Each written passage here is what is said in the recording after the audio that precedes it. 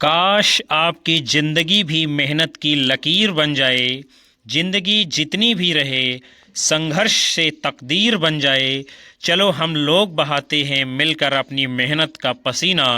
क्या पता अगले ही मोड़ पर आपकी मंजिल मिल जाए, मंजिल मिल जाए।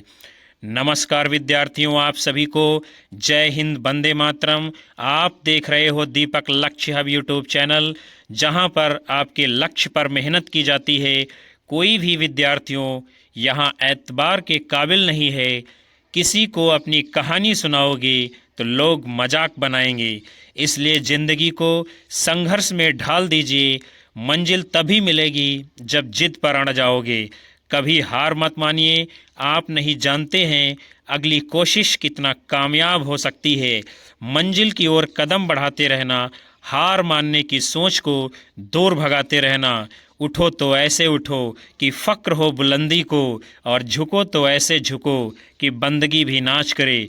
सोचने वालों की दुनिया होती है और दुनिया वालों की सोच बिल्कुल अलग होती है। समय से लड़कर जो नसीब बदल दे, इंसान वही है जो अपनी तकदीर बदल दे।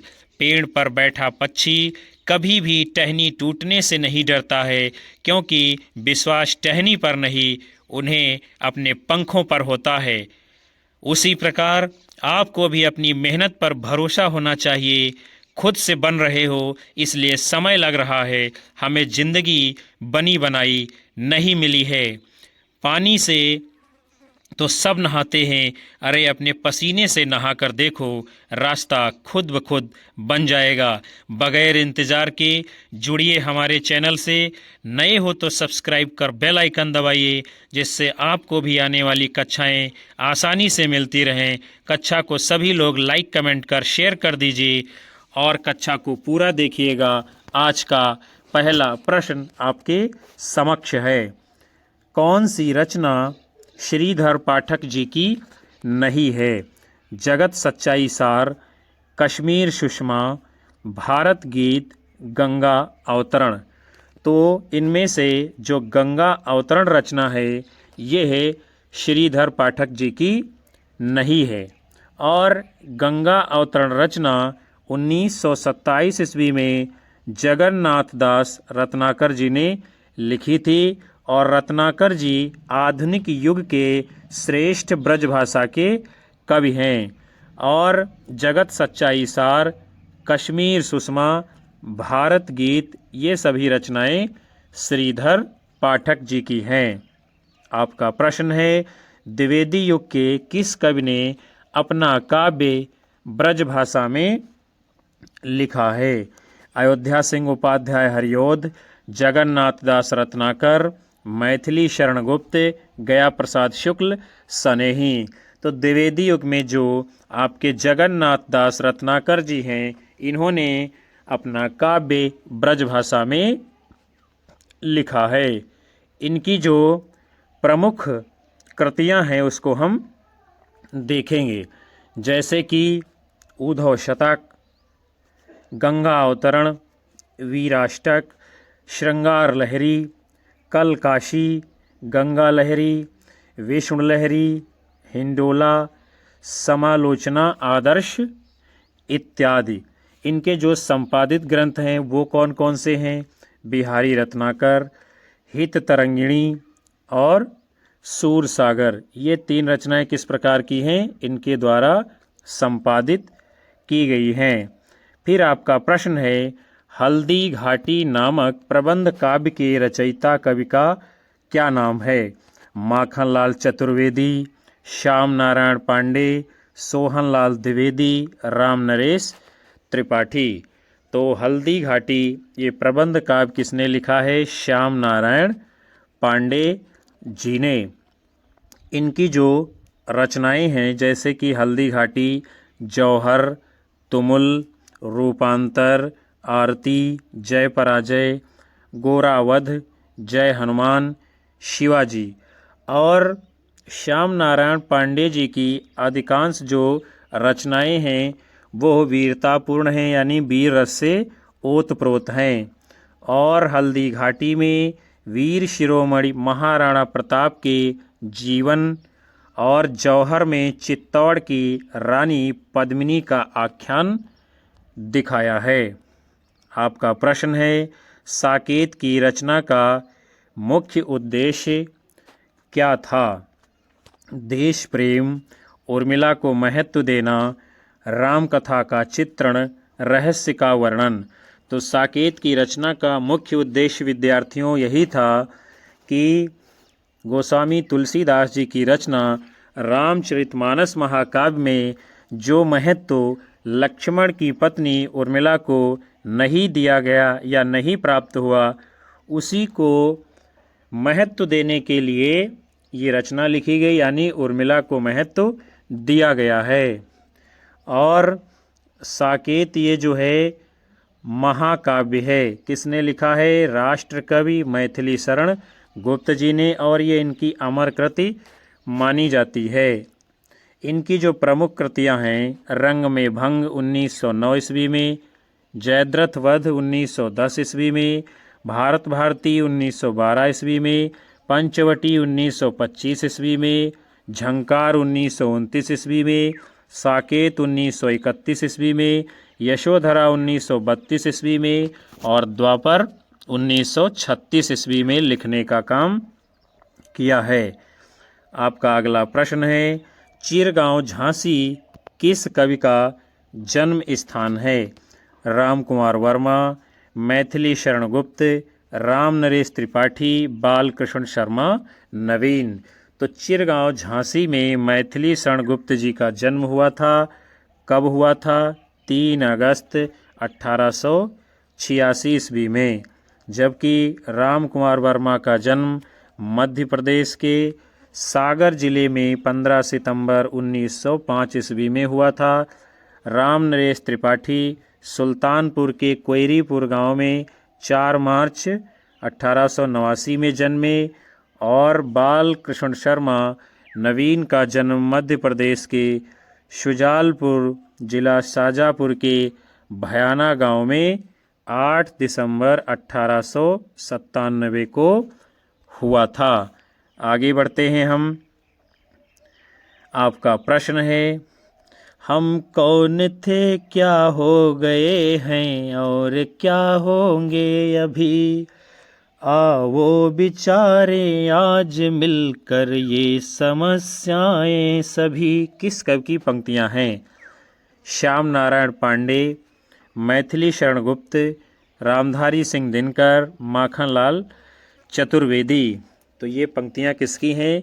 मैथिली शरण गुप्त की, जो इनकी रचना भारत भारती से ली गई हैं, जिसमें मैथिली शरण गुप्त जी बताते हैं कि हम भारतीय लोग कैसे थे और आज हमारी क्या स्थिति हो गई है। उसी मनोदशा पर जो है विचार करते हुए ये पंक्तियाँ मैथिली शरण गुप्त जी ने लिखी हैं।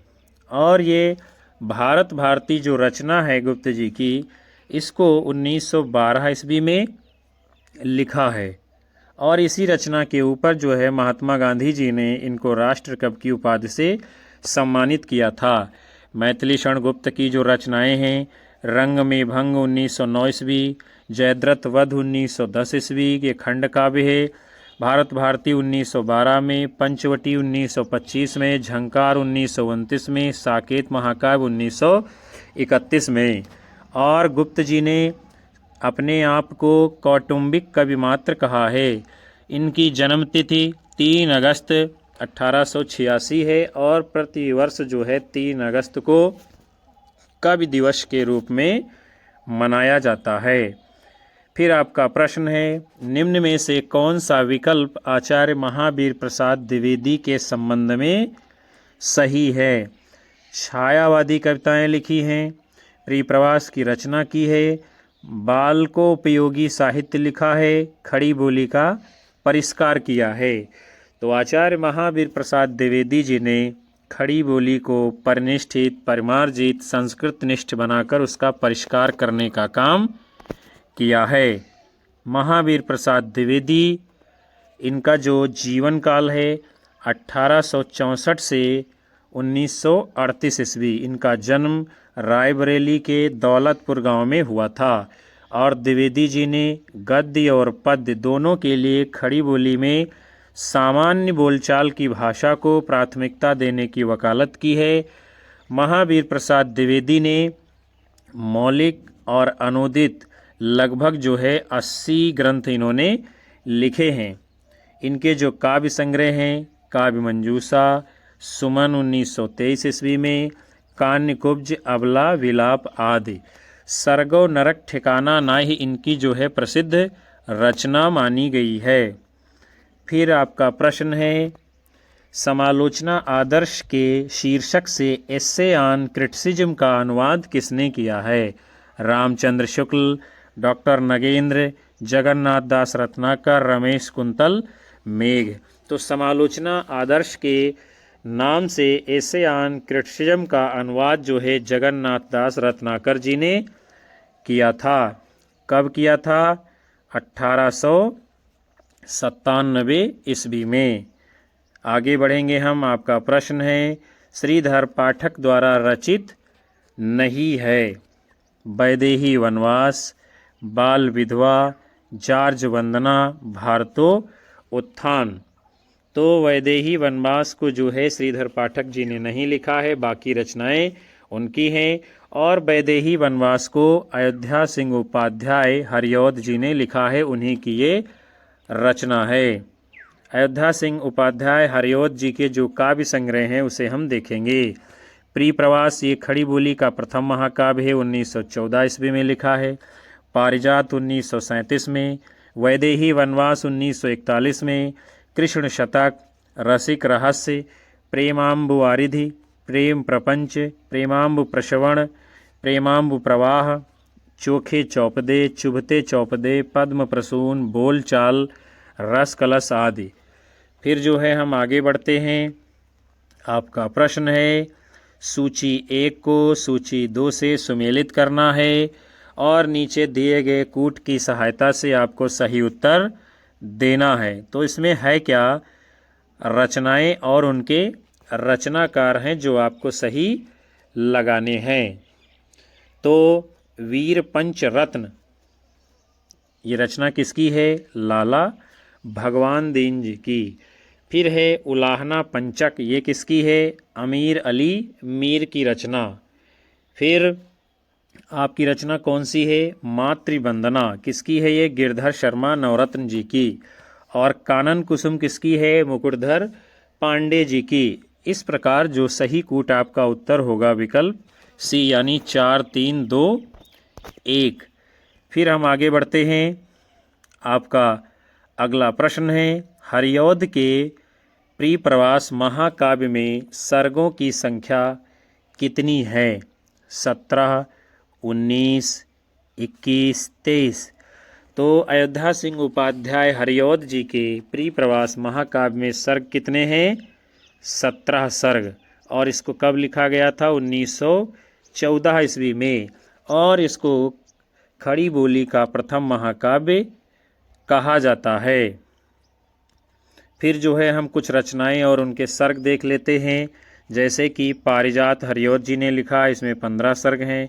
वैदेही वनवास हरिऔध जी की रचना है, इसमें 18 सर्ग हैं। साकेत महाकाव्य मैथिली शरण गुप्त जी ने लिखा है, इसमें 12 सर्ग हैं। कामायनी महाकाव्य छायावाद में जयशंकर प्रसाद जी ने लिखा है और इसमें 15 सर्ग हैं। फिर हम आगे बढ़ते हैं। आपका प्रश्न है, प्रेम शतक के रचनाकार कौन हैं? जगन्नाथ दास रत्नाकर, दुलारी लाल भार्गव, वियोगी हरि, अंबिका दत्त व्यास। तो प्रेम शतक ये रचना किसकी है? वियोगी हरि जी की।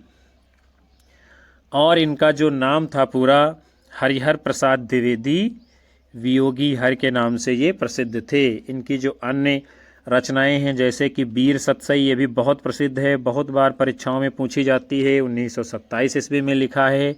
और चरखा स्तोत्र।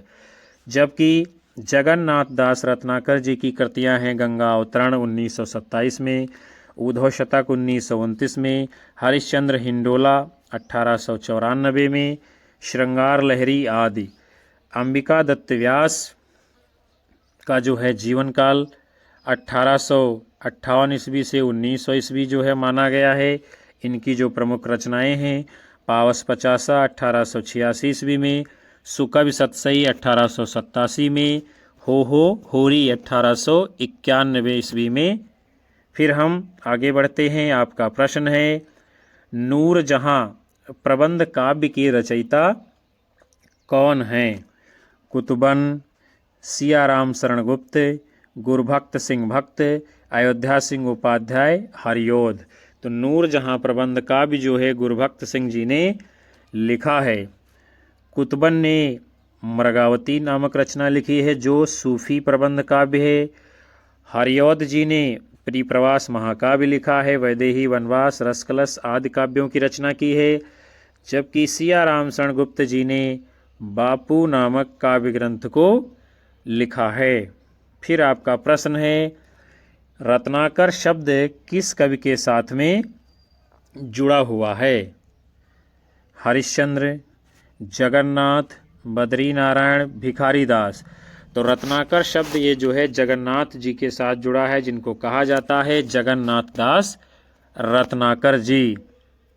और जबकि भारतेंदु ये हरिश्चंद्र जी की उपाधि है, और प्रेमघन जो है बद्रीनारायण चौधरी जी की उपाधि है। फिर आपका प्रश्न है, रचना काल के अनुसार श्रीधर पाठक की निम्नलिखित रचनाओं का सही क्रम जो है लगाना है।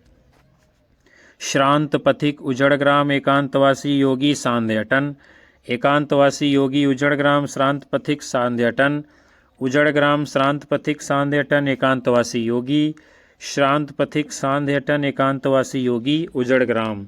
तो काल के आधार पर जो सही क्रम है वो है विकल्प बी, यानी सबसे पहले इनमें से एकांतवासी योगी को लिखा, फिर उजड़ ग्राम, फिर जो है श्रांत पथिक, और उसके बाद में सांध्य अटन। और ये सभी रचनाएं इनकी जो है बड़ी ही महत्वपूर्ण हैं। मनोविनोद 1882 ईस्वी में, हिमालय 1885 ईस्वी में, एकांतवासी योगी 1886 में, जगत सच्चाई सार 1887 में, उजड़ ग्राम 1889 में, गुणवंत हेमंत 1900 में, श्रांत पथिक 1902 में, ऋतु संहार कश्मीर सुषमा 1904 में, वनाष्टक 1911 में, देहरादून 1915 में, स्वर्गीय वीणा धनविजय सांध्यटन 1918 में, भारत गीत 1928 ईस्वी में। ये सभी रचनाएं जो है श्रीधर पाठक जी की हैं। और श्रीधर पाठक ने एकांतवासी योगी की रचना लावनी या ख्याल छंद में की है।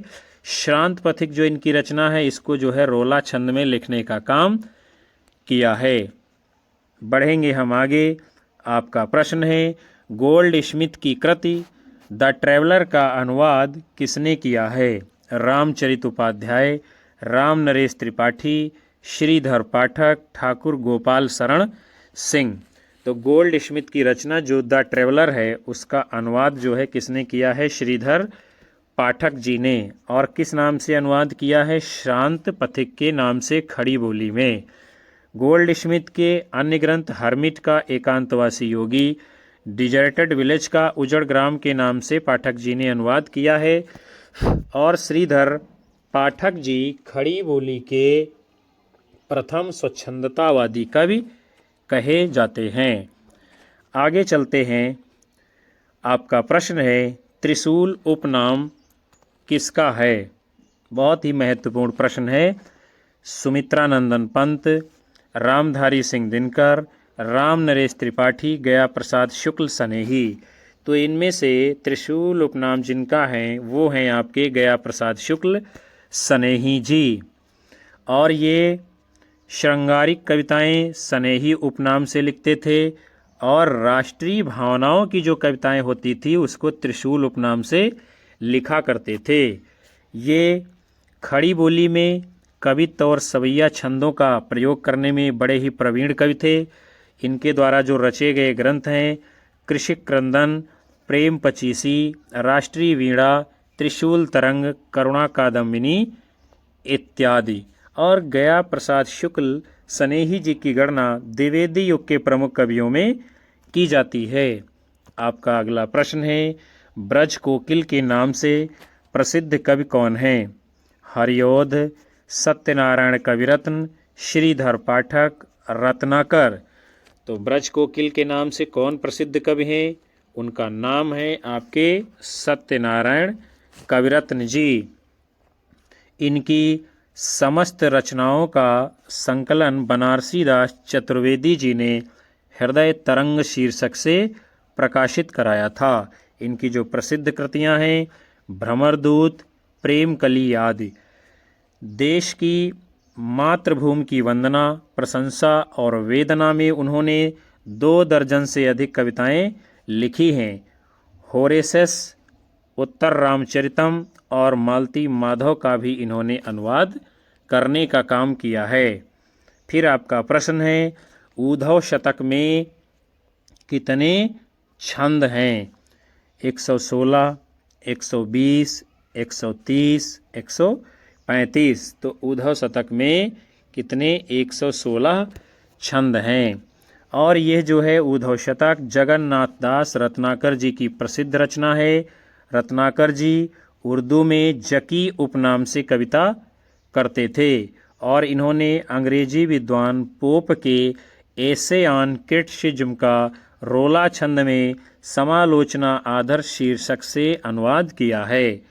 इनकी जो प्रमुख कृतियां हैं, गंगा अवतरण, हरिश्चंद्र हिंडोला, कलकाशी, वीराष्टक आदि। फिर हम आगे बढ़ेंगे। आपका अगला प्रश्न है, आचार्य शुक्ल के अनुसार स्वच्छंदतावाद के प्रवर्तक कौन हैं? मैथिली शरण गुप्त, राधा कृष्ण दास, श्रीधर पाठक, अयोध्या सिंह उपाध्याय, हरिऔध। तो आचार्य रामचंद्र शुक्ल जी ने स्वच्छंदतावाद का प्रवर्तक श्रीधर पाठक जी को माना है। इन्होंने ब्रजभाषा में मौलिक काव्य कश्मीर सुषमा की रचना सन 1904 ईस्वी में की है और पाठक जी की खड़ी बोली में मौलिक जो कृतियां हैं, वनाष्टक, देहरादून, भारत गीत, जगत सच्चाई सार, सांध्य अटन, गुणवंत, हेमंत आदि। फिर आपका प्रश्न है, ऊधव शतक के रचनाकार कौन हैं? सत्यनारायण कविरत्न, जगन्नाथ दास रत्नाकर, ब्रजरतन दास, वियोगी हरि। तो ऊधव शतक की रचना किसकी है? जगन्नाथ दास रत्नाकर जी की। गंगा अवतरण, हरिश्चंद्र हिंडोला, कलकाशी, वीराष्टक आदि इनकी अन्य कविताएं हैं। और भ्रमरदूत, प्रेमकली, सत्यनारायण कविरत्न जी की प्रमुख कविताएं हैं। प्रेम शतक, वीर सतशई, प्रेम पथिक, प्रेमांजलि, छद्म योगिनी, ये सभी वियोगी हरि जी की कविताएं हैं। आपका प्रश्न है, निम्नलिखित में से जगन्नाथ दास रत्नाकर की कौन सी रचना नहीं है? हिंडोला, गंगा अवतरण, भ्रमरदूत, ऊधव शतक। तो इनमें से भ्रमरदूत ये जो रचना है ये जगन्नाथ दास रत्नाकर जी की नहीं है। फिर भ्रमरदूत तथा प्रेमकली द्विवेदी युगीन ब्रजभाषा के कवि सत्यनारायण कविरत्न जी की रचनाएं हैं और कविरत्न की समस्त रचनाओं का संकलन बनारसी दास चतुर्वेदी जी ने हृदय तरंग शीर्षक से प्रकाशित कराया था। कविरत्न ने भवभूति के उत्तर रामचरितम और लॉर्ड मैकाले के अंग्रेजी खंड काव्य होरेसस का ब्रजभाषा में अनुवाद किया था, जबकि गंगा अवतरण 1927 ईस्वी, ऊधव शतक 1929 ईस्वी, हरिश्चंद्र हिंडोला 1894, श्रृंगार लहरी, कलकाशी, वीराष्टक इत्यादि सभी रचनाएं द्विवेदी युगीन ब्रजभाषा के कवि जगन्नाथ दास रत्नाकर जी की प्रमुख रचनाएं हैं। रत्नाकर जी ने उर्दू में जकी उपनाम से कविता किया है। रत्नाकर ने अंग्रेजी विद्वान पोप के एसे ऑन क्रिटिसिज्म का रोला छंद में समालोचना आदर्श के नाम से अनुवाद किया है। आगे बढ़ते हैं हम। आपका प्रश्न है, हल्दी घाटी वीर रस प्रधान प्रबंध काव्य किसने लिखा है? श्याम नारायण पांडे, नवीन, सोहनलाल द्विवेदी, इनमें से कोई नहीं। तो हल्दी घाटी जो कि वीर रस प्रधान रचना है और ये प्रबंध काव्य है, किसने लिखा है? श्याम नारायण पांडे जी ने। इनकी जो अन्य महत्वपूर्ण रचनाएं हैं, जय हनुमान, तुमुल, रिमझिम तथा जौहर आदि। आगे बढ़ते हैं हम। आपका प्रश्न है, क्या है? पंक्तियां दी गई हैं और पूछा जा रहा है कि ये काव्य पंक्तियां किस कवि के द्वारा रचित हैं। क्या है पंक्तियां?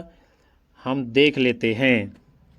वो हृदय नहीं है पत्थर है जिसमें स्वदेश का प्यार नहीं। अर्थात जो है, जो इस देश में रहता है, जो इस देश का अन्न खाता है, जो इस देश का जल पीता है और उसको अपने देश से प्रेम नहीं है, प्यार नहीं है, तो वो क्या है?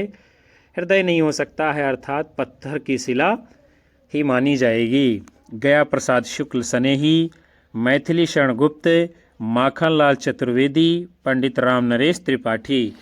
तो ये काव्य पंक्तियाँ जो है गया प्रसाद शुक्ल सनेही जी की हैं। इनके द्वारा रचित जो अन्य काव्य कृतियाँ हैं, कृषक क्रंदन, प्रेम पचीसी, राष्ट्रीय वीणा, त्रिशूल तरंग, करुणा कादम्बिनी इत्यादि। फिर जो है आपका अगला प्रश्न है, इनमें से कौन सा कवि सतसईकार है? केशवदास, पद्माकर, सियाराम शरणगुप्त, वियोगी हरि। तो इनमें से जिसने सतसई लिखने का काम किया है वो हैं आपके वियोगी हरि जी। इनका पूरा नाम अभी हमने ऊपर आपको बताया भी था, हरिप्रसाद द्विवेदी वियोगी हरि था। इन्होंने वीर सतसई नामक जो है कृत की रचना की है, जो सतसई परंपरा में आती है, जिस पर इनको मंगला प्रसाद पारितोषिक सम्मान प्राप्त हुआ था। इनके रचित जो अन्य काव्य ग्रंथ हैं, प्रेम शतक, प्रेमांजल, प्रेम पथिक, मेवाड़ केसरी तथा गद्य काव्य में अंतर्नाद, तरंग, प्रार्थना, श्रद्धाकण, पगली इत्यादि रचनाएं आती हैं, जो कि गद्य काव्य विधा में लिखी गई हैं। फिर आपका प्रश्न है, इनमें से जगन्नाथ दास रत्नाकर की कृति को आपको छांटना है, खोजना है। उद्धव शतक, भ्रमर गीत, गीतावली, रसमृथि। तो जो रचना इनमें से जगन्नाथ दास रत्नाकर जी की है उसका नाम क्या है? उद्धव शतक। और यह एक जो है प्रबंध काव्य है। इनकी जो अन्य रचनाएं हैं, गंगा अवतरण, हिंडोला, कलकाशी, श्रृंगार लहरी, गंगा लहरी, विष्णु लहरी, रत्नाष्टक, वीराष्टक आदि। और भ्रमर गीत सूरदास जी की रचना है, गीतावली तुलसीदास जी की रचना है और रसमृथि रामधारी सिंह दिनकर जी की प्रमुख काव्य रचना है। फिर आपका जो है अगला प्रश्न है, ब्रजभाषा आधुनिक कालीन प्रसिद्ध कवि कौन हैं? मैथिली शरणगुप्त, हरिऔध, जगन्नाथ दास रत्नाकर, भारतेंदु हरिश्चंद्र। तो ब्रजभाषा के आधुनिक काल के जो प्रसिद्ध कवि हैं इनमें से वो हैं आपके जगन्नाथ दास रत्नाकर जी। प्रौढ़ और चित्रमय ब्रजभाषा के प्रयोग में ये रीतिकाल के श्रेष्ठ कवियों के समकक्ष यानी कि बराबर ठहरते हैं। उद्धव शतक, गंगा अवतरण, श्रृंगार लहरी, हरिश्चंद्र हिंडोला इनके प्रमुख काव्य ग्रंथ हैं। आगे बढ़ेंगे। आपका प्रश्न है, निम्न में से कौन सा काव्य ग्रंथ अयोध्या सिंह उपाध्याय हरिऔध जी का है? पद्य प्रसून, मृत्युंजय, प्रेम पचीसी, देवसभा।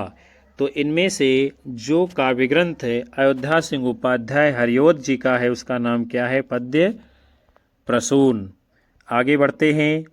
इनकी जो अन्य कृतियां हैं कौन कौन सी? प्रिप्रवास महाकाव्य है, चुभते चौपदे, चोखे चौपदे, बोलचाल, रसकलश ये रीति ग्रंथ है, वैदेही वनवास ये प्रबंध काव्य है, जबकि मृत्युंजय राय देवी प्रसाद पूर्ण की रचना है, प्रेम पचीसी गया प्रसाद शुक्ल सनेही की रचना है और देवसभा ये रामचरित उपाध्याय जी की रचना है। फिर हम आगे बढ़ते हैं। आपका प्रश्न है, क्या तुलसीदास जी के लिए प्रशस्ति वचन इनमें से किसका है? क्या है प्रशस्ति वचन? कविता करके तुलसी नल से, कविता लसी पा तुलसी की कला, कविता करके तुलसी नल से, कविता लसी पा तुलसी की कला। यानी ये प्रशस्ति वचन जो है तुलसीदास जी के विषय में किसने लिखा है? इसका अर्थ क्या है पहले ये जान लीजिए आप सभी। यानी इसमें बताया जा रहा है कि कविता करके जो है तुलसीदास को प्रसिद्धि इस जगत में नहीं मिली, बल्कि क्या है, कविता तुलसीदास जी को पा करके धन्य हो गई और अपने आप को गौरवान्वित महसूस करती है। तो किसने कहा है ये देखते हैं हम। अयोध्या सिंह उपाध्याय हरिओद, जगदम्बा प्रसाद हितैषी, नाभादास, जगन्नाथ दास रत्नाकर। तो ये जो है किसने कहा है तुलसीदास जी के विषय में? अयोध्या सिंह उपाध्याय हरिओद जी ने। ये बहुत ही महत्वपूर्ण प्रश्न है और बहुत बार जो है ये परीक्षाओं में लगातार पूछा जा रहा है। फिर आपका अगला प्रश्न है, रत्नाकर कृत ऊधव शतक किस भाषा में लिखा गया काव्य ग्रंथ है? अवधी, ब्रजभाषा, खड़ी बोली, अपभ्रंश। तो जगन्नाथ दास रत्नाकर जी की जो रचना है ऊधव शतक, वो जिस भाषा में लिखी गई है वो आपकी है ब्रज भाषा। रत्नाकर जी का पूरा नाम जगन्नाथ दास रत्नाकर है और ये द्विवेदी युग के ब्रजभाषा के प्रमुख कवि हैं। इनकी जो प्रसिद्ध रचनाएं हैं, हरिश्चंद्र हिंडोला, गंगा अवतरण, ऊधव शतक, कल काशी, समालोचना आदर्श, श्रृंगार लहरी, गंगा लहरी, विष्णु लहरी, रत्नाष्टक, वीराष्टक, प्रकीर्णक, पद्मावली इत्यादि। आगे बढ़ेंगे। आपका प्रश्न है, भारत भारती काव्य का प्रकाशन कब हुआ है? 1910 ईस्वी, 1911 ईस्वी, 1912 ईस्वी, 1915 ईस्वी। तो भारत भारती काव्य रचना का प्रकाशन जो है 1912 ईस्वी में हुआ है। और इसके रचनाकार कौन हैं? राष्ट्र कवि मैथिली शरण गुप्त जी। इसी रचना से प्रभावित होकर महात्मा गांधी जी ने मैथिली शरण गुप्त को राष्ट्र कवि की उपाधि से सम्मानित किया था। गुप्त जी के जो प्रमुख ग्रंथ हैं उसे हम देखेंगे। रंग में भंग 1909 ईस्वी, जयद्रथ वध 1910 ईस्वी, किसान 1917 ईस्वी, झंकार 1929 ईस्वी, साकेत 1931 ईस्वी, ये महाकाव्य है। यशोधरा 1932 ईस्वी, पंचवटी 1925 ईस्वी, द्वापर 1936 ईस्वी, विष्णुप्रिया 1957 ईस्वी। आगे बढ़ते हैं। आपका अगला प्रश्न है, रचना काल के आरोही क्रम में सुव्यवस्थित वर्ग है। यानी ये रचनाएं दी गई हैं और जो रचना काल के अनुसार इनको लगाने को बोला जा रहा है। तो साकेत, यशोधरा, जय भारत, द्वापर। फिर है आपका साकेत, जय भारत, द्वापर, यशोधरा। यानी ये जो है रचना काल के अनुसार दोनों विकल्प गलत हैं। फिर हम आगे बढ़ते हैं। आपका है साकेत, यशोधरा, द्वापर, जय भारत। साकेत, द्वापर, यशोधरा, जय भारत। तो ये जो है समय के अनुसार जो सही है वो है आपका विकल्प सी।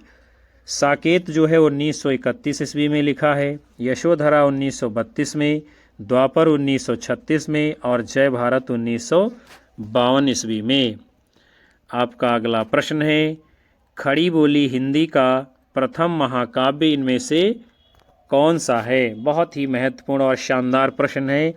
परिप्रवास, साकेत, कामायनी, वैदेही वनवास। आप देख सकते हो ये प्रश्न इतना महत्वपूर्ण है और कितनी बार ये कितनी सारी परीक्षाओं में लगातार पूछा गया है और आगे भी आने वाली सभी परीक्षाओं में ये पूछा जाएगा। तो खड़ी बोली हिंदी का जो प्रथम महाकाव्य है उसका नाम क्या है?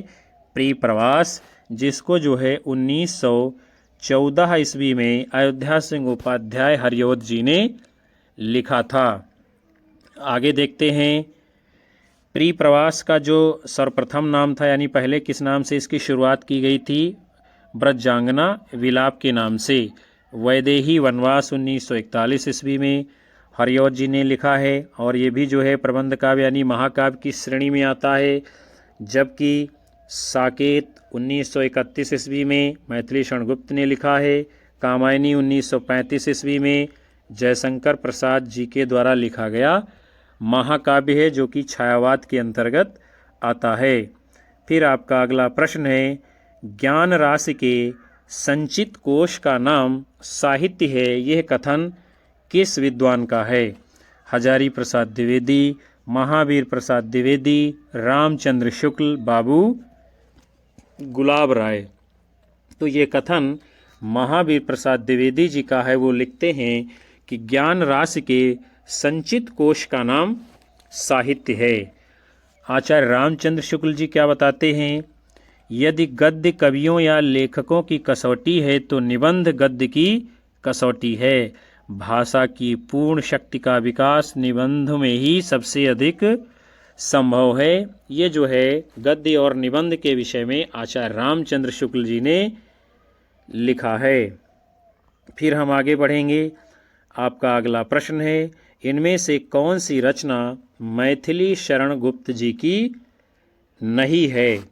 रंग में भंग, भारत भारती, द्वापर, वैदेही वनवास। तो इनमें से जो रचना ये वैदेही वनवास आप देख रहे हैं, ये मैथिली शरण गुप्त जी की नहीं है। फिर ये रचना है किसकी? तो ये रचना जो है आपके अयोध्या सिंह उपाध्याय हरिऔध जी की है। प्रिय प्रवास, पारिजात, वैदेही वनवास, कृष्ण शतक, रसिक रहस्य, प्रेमाम्बु वारिधि, प्रेम प्रपंच, प्रेमाम्बु प्रश्रवण, प्रेमाम्बु प्रवाह, चोखे चौपदे, चुभते चौपदे, पद्म प्रसून, बोल चाल, रस कलश, रीति ग्रंथ, फूल पत्ते, कल्पलता, हरिऔध सतसई, मर्म स्पर्श, ये सभी रचनाएं अयोध्या सिंह उपाध्याय हरिऔध जी की हैं। रंग में भंग, जयद्रथ वध, किसान, विकट भट्ट, गुरुकुल, भारत भारती, साकेत महाकाव्य, झंकार, यशोधरा, द्वापर, जय भारत, विष्णुप्रिया, सिद्धराज, हिंदू, वैतालिक, पंचवटी, ये सभी रचनाएं मैथिली शरण गुप्त जी की हैं। और अयोध्या सिंह उपाध्याय हरिऔध तथा मैथिली शरण गुप्त, ये दोनों लोग द्विवेदी युग के सर्व प्रमुख कवियों में गिने जाते हैं। फिर आपका अगला प्रश्न है, यदि द्विवेदी जी न उठ खड़े होते तो जैसे अव्यवस्थित, व्याकरण विरुद्ध और ऊट पटांग भाषा चारों ओर दिखाई पड़ी थी, उसकी परंपरा जल्दी न रुकती। ये कथन किसका है? रामचंद्र शुक्ल, श्याम सुंदर दास, हजारी प्रसाद द्विवेदी, गणपति चंद्र गुप्त। तो ये कथन जो है हिंदी भाषा के बारे में रामचंद्र शुक्ल का है, जो पंडित महावीर प्रसाद द्विवेदी जी के बारे में लिखते हैं। आगे बढ़ते हैं हम। आपका अगला प्रश्न है, क्या है? पंक्तियां दी गई हैं और पूछा जा रहा है कि ये पंक्तियां किसकी हैं। सच्चा प्रेम वही है जिसकी तृप्ति आत्म बलि पर हो निर्भर, त्याग बिना निष्प्राण प्रेम है, करो प्रेम पर प्राण निछावर, त्याग बिना निष्प्राण प्रेम है, करो प्रेम पर प्राण निछावर। ये पंक्तियाँ किसकी हैं? माखनलाल चतुर्वेदी जी की, बालकृष्ण शर्मा नवीन जी की, राम नरेश त्रिपाठी, श्रीधर पाठक। तो ये काव्य पंक्तियाँ जो है राम नरेश त्रिपाठी जी ने लिखा है, जिसमें वो बताते हैं कि सच्चा यानी वास्तविक प्रेम वही माना जाएगा जो क्या है, आत्म बलिदान पे अपनी इच्छा को तृप्त मानता हो, जिसमें वासना है, जिसमें इच्छा पूर्ति है, जिसमें शारीरिक आवश्यकताओं की पूर्ति है। वो प्रेम जो है सच्चा नहीं हो सकता है, क्योंकि उसमें क्या है, वासना दिखाई पड़ रही है।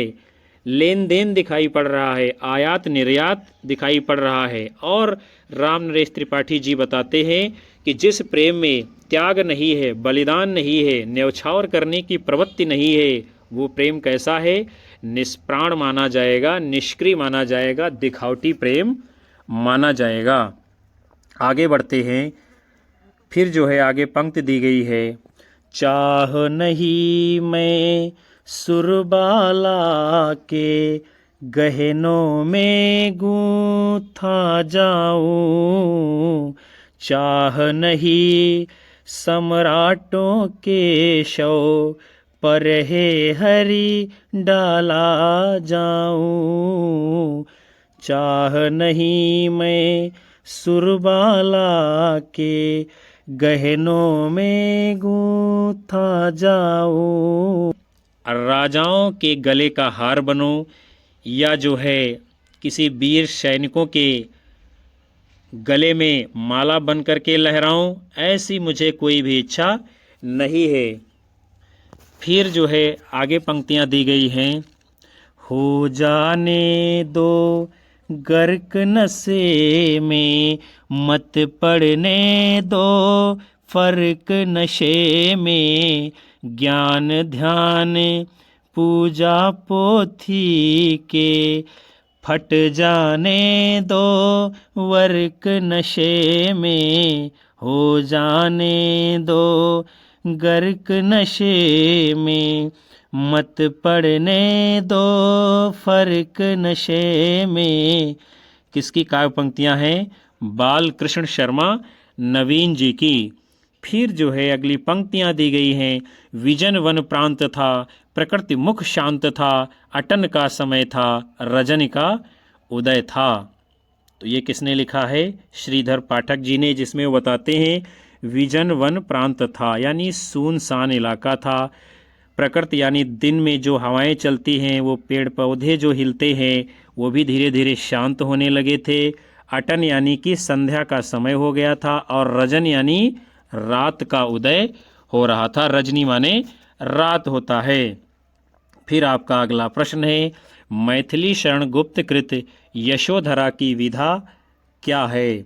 गद्य, पद्य, चंपू, इनमें से कोई नहीं। तो यशोधरा ये क्या है? ये चंपू की श्रेणी में रखा गया है, चूंकि ये रचना गद्य और पद्य दोनों में मिला करके लिखी गई है। गुप्त जी की जो अन्य रचनाएं हैं, रंग में भंग, जयद्रथ वध, विकट भट्ट, गुरुकुल, झंकार, द्वापर, सिद्धराज, पंचवटी, वैतालिक, विष्णुप्रिया, भारत भारती, साकेत, किसान इत्यादि। आगे बढ़ेंगे। आपका अगला प्रश्न है, जकी उपनाम तखल्लुस से कौन प्रसिद्ध हिंदी कवि उर्दू में गजलें लिखता था? श्रीधर पाठक, जगन्नाथ दास रत्नाकर, गंगा शरण सिंह, अयोध्या सिंह उपाध्याय, हरिऔध। तो जकी उपनाम से हिंदी में गजलें कौन लिखा करते थे? जगन्नाथ दास रत्नाकर जी। आगे देखते हैं, जगन्नाथ दास जो रत्नाकर जी हैं, इनके गुरु का नाम क्या था? नवनीत लाल चतुर्वेदी जी। रत्नाकर इनका उपनाम था। इनकी जो प्रमुख काव्य कृतियाँ हैं, गंगा अवतरण, उद्धव शतक, हरिश्चंद्र, हिंडोला, श्रृंगार लहरी, कलकाशी, वीराष्टक आदि। फिर हम आगे बढ़ेंगे। आपका अगला प्रश्न है, द्विवेदी युगीन निम्नलिखित रचनाओं में से एक महाकाव्य नहीं है? जयद्रथ वध, प्रियप्रवास, साकेत, रामचरित, चिंतामणि। तो इनमें से जो द्विवेदी युग में लिखा गया रचनाओं में से जो महाकाव्य की श्रेणी में नहीं रचना आती है, वो है आपकी जयद्रथ वध। जयद्रथ वध ये महाकाव्य नहीं है, फिर है क्या? तो ये जो है खंड काव्य का ग्रंथ है। इसके रचयिता कौन है? मैथिली शरण गुप्त जी। साकेत जो है मैथिली शरण गुप्त जी का, ये महाकाव्य है। प्रियप्रवास अयोध्या सिंह उपाध्याय हरिऔध जी का लिखा गया खड़ी बोली हिंदी का प्रथम महाकाव्य है। रामचरित चिंतामणि ये जो है रामचरित उपाध्याय जी का महाकाव्य है। आगे बढ़ेंगे। आपका अगला प्रश्न है, बहुत ही शानदार। और पूछा जा रहा है किस अवधि सम्राट की रचना है। क्या है? उठ जाग मुसाफिर भोर भई, अब रैन कहाँ जो सोवत है, जो सोवत है वो खोवत है, जो जागत है सो पावत है। उठ नींद से अखियाँ खोल जरा, अपने प्रभु का तू ध्यान लगा। यह प्रीत करन की रीत नहीं, हरि जागत है तू सोवत है। उठ जाग मुसाफिर भोर भई, अब रैन कहाँ जो सोवत है। विश्वनाथ त्रिपाठी, वंशीधर शुक्ल, विश्वनाथ पाठक, आदम गोंडवी।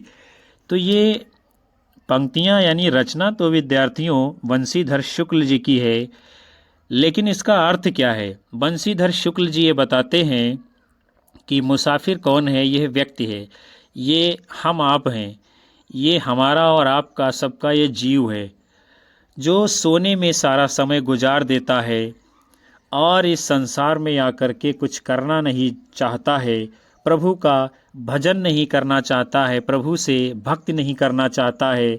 और बताते हैं कि जो सोता रहता है तो इस दुनिया में कुछ प्राप्त नहीं कर सकता है, और जो जागता रहता है यानी मेहनत करता रहता है, संघर्ष करता रहता है, वो क्या है? जो कुछ प्राप्त करना चाहता है वो प्राप्त कर लेता है। और आगे लिखते हैं कि हे मुसाफिर, अब तो नींद से उठ जा, अपनी आँखों को खोल ले, अपने प्रभु से ध्यान लगा ले। और प्रभु जो है जग रहा है और तू पड़े पड़े सो रहा है, तेरी आत्मा जागृत नहीं हो रही है। ये प्रभु से प्रेम करने की रीत अर्थात तुम्हारी परंपरा ठीक नहीं है। और जो बंशीधर शुक्ल जी हैं, ये हमारे जो है लखीमपुर के आपके घर के आंगन के कवि हैं, साहित्यकार हैं, जिनका सीतापुर और लखीमपुर से बहुत ही पुराना नाता रहा है, और उनका पूरा घराना जो है साहित्य से आज भी जगमग हो रहा है। तो ये उन्हीं की जो है कालजयी रचना है, जो अवधि के सम्राट कहे जाते हैं। फिर आपका जो है अगला प्रश्न है, निम्नलिखित में से एक द्विवेदी युगीन कविता की प्रवृत्ति नहीं है। कल्पना का अतिरेक, राष्ट्रीयता, इतिवृत्तात्मकता, नीति और आदर्श का चित्रण। तो इनमें से जो विशेषता द्विवेदी युग की नहीं है वो है आपका कल्पना का अतिरेक, राष्ट्रीयता, इतिवृत्तात्मकता और नीति और आदर्श का चित्रण। ये सभी विशेषताएं द्विवेदी युग में पाई जाती हैं। फिर आपका प्रश्न है, द्विवेदी युगीन कविता के संदर्भ में इनमें से कौन सा कथन गलत है, उसे आपको बताना है। द्विवेदी युगीन कविता में राष्ट्रीयता का अभाव है। द्विवेदी युगीन काव्य में नीति और आदर्श की प्रधानता है, सही है। द्विवेदी युगीन काव्य में वर्ण विषयों का विस्तार है, सही है। द्विवेदी युगीन काव्य में सभी काव्य रूपों का प्रयोग है, ये भी सही है। द्विवेदी युग के विषय में जो बात गलत है वो है आपकी विकल्प ए, द्विवेदी युगीन कविता में राष्ट्रीयता का अभाव है। यही बात गलत, जो अभाव शब्द लिखा हुआ है यहाँ अभाव नहीं, यानी द्विवेदी युग में भी राष्ट्रीयता, देश प्रेम देखने को मिलता है। फिर हम आगे बढ़ेंगे। आपका अगला प्रश्न है, डॉक्टर रसाल का ब्रजभाषा काव्य कौन सा है? उद्धव शतक, रामकृष्ण काव्य, ब्रज वर्तिका और श्याम शतक। तो डॉक्टर रसाल जी ने जो है उद्धव शतक नाम से ब्रजभाषा काव्य की रचना लिखी है। कब? 1970 ईस्वी में। इनकी जो अन्य प्रसिद्ध कृतियां हैं, काव्य पुरुष, जिसकी रचना इन्होंने 1955 ईस्वी में खड़ी बोली में लिखी थी, और उद्धव शतक के नाम से जगन्नाथ दास रत्नाकर जी ने भी ब्रजभाषा में काव्य ग्रंथ द्विवेदी युग में लिखने का काम किया है। फिर आपका अगला प्रश्न है, धाराधर धावन शीर्षक से कालिदास के मेघदूत का अत्यंत सरस पद्यबद्ध अनुवाद निम्न में से किसने किया है? मैथिली शरण गुप्त, राय देवी प्रसाद पूर्ण, गया प्रसाद शुक्ल स्नेही, रामचरित उपाध्याय। तो धाराधर धावन शीर्षक से कालिदास की रचना मेघदूत का पद्यबद्ध अनुवाद जो है राय देवी प्रसाद पूर्ण जी ने किया है। और किस भाषा में? ब्रज भाषा में इसको इन्होंने अनुदित किया है। इनकी जो प्रमुख कृतियां हैं स्वदेशी कुंडल, मृत्युंजय, राम रावण विरोध, अमलतास इत्यादि। आगे बढ़ेंगे। आपका अगला प्रश्न है, कविता प्रभावशाली रचना है जो पाठक या श्रोता के मन पर आनंदमयी प्रभाव डालती है। काव्य के संबंध में यह विचार किसके हैं? आचार्य महावीर प्रसाद द्विवेदी, आचार्य रामचंद्र शुक्ल, जयशंकर प्रसाद, महादेवी वर्मा। तो ये बड़ा ही महत्वपूर्ण काव्य के संदर्भ में कथन आचार्य महावीर प्रसाद द्विवेदी जी का है। वो लिखते हैं कि कविता जो है ये प्रभावशाली रचना है जो पाठक या श्रोता के मन पर बहुत ही आनंददायी प्रभाव डालती है। ये बात जो है आचार्य महावीर प्रसाद द्विवेदी जी कविता यानी काव्य के संबंध में बतलाते हैं। तो आज की कक्षा को विद्यार्थियों हम यहीं पर समाप्त करते हैं। मैं आशा करूंगा कि ये कक्षा, ये सत्र आपको बेहद पसंद आएगा, आपकी आने वाली विभिन्न परीक्षाओं में ज़रूर काम आएगा।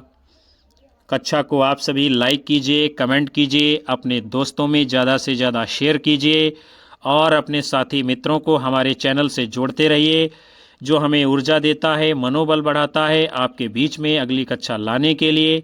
और हम आपको पुनः मिलेंगे एक और ऊर्जा के साथ में नई कक्षा में। आप सभी को नमस्कार, जय हिंद, वंदे मातरम, बाय बाय, शुभ रात्रि सभी को।